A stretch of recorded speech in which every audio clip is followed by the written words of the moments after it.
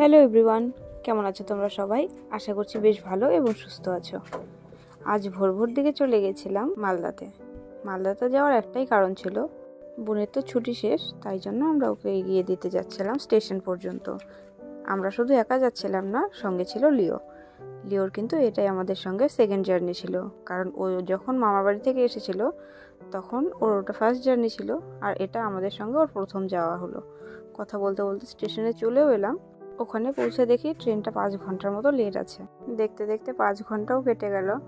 এবার ট্রেন চলে এসেছে, এবার তো ছাড়তেই হবে, তাই একটু ভালো করে বাই বলে দিচ্ছিলাম।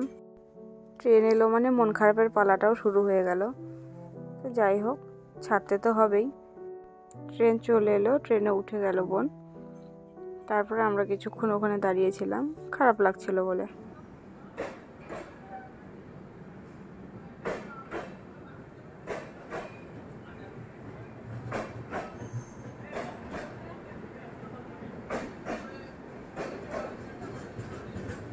বোন তো চলে গেল, এবার লিওকে দেখে শুনে নিয়ে আসার পালা।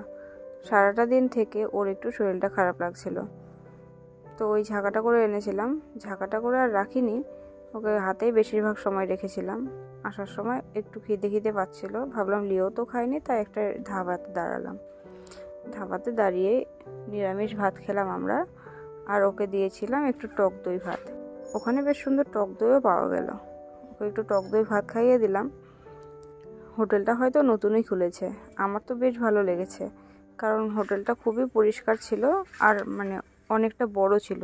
অনেক সুন্দর একটা জায়গায় বানিয়েছে হোটেলটা, আমার তো বেশ ভালো লেগেছে।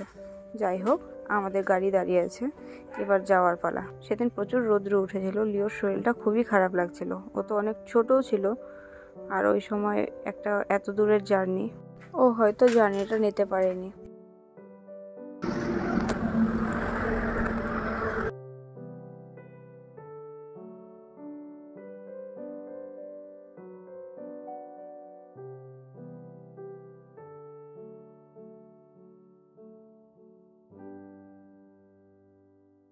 লিওর হয়তো একটু মন খারাপ হচ্ছিল দিদিভাইয়ের জন্য, ওই জন্য দিদিভাইকে খুব করে খুঁজছিল। আমাদের মতন ওও তো বোঝে না। ড্রাইভার দাদা এত সুন্দর সুন্দর কিছু গান দিচ্ছিল, মনে হচ্ছিল যেন লিওর কষ্টতে ওনারও কষ্ট হয়েছে, তাই আমি একটু ওকে আদর করে দিচ্ছিলাম।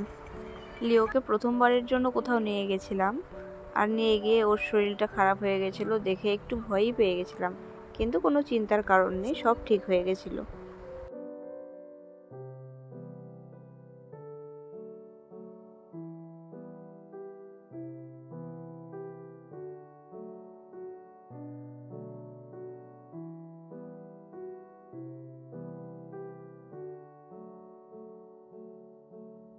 তারপরে আমরা টোল ট্যাক্সের রাস্তায় চলে এলাম। টোল ট্যাক্সের পরে মালদায় কিন্তু রাস্তাটা খুবই সুন্দর লাগে। তোমরা যে এসেছো আশা করি জানো সৌন্দর্যটা কতটা। এদিকে উনি সামনে বসেছিল, পেছনে বারবার দেখছিল লিও কি করছে। লিও তো এদিকে ঘুমিয়ে পড়েছে। তারপরে আর ওর দিদিভাইয়ের কথা মনে নেই। আজকের ভিডিওটা এই পর্যন্তই শেষ করছি, দেখা হচ্ছে পরের কোনো ভিডিওতে। ততক্ষণ টাটা, ভালো থেকো, সুস্থ থেকো, আর ভিডিওটা কেমন লাগলো জানাতে ভুলো না।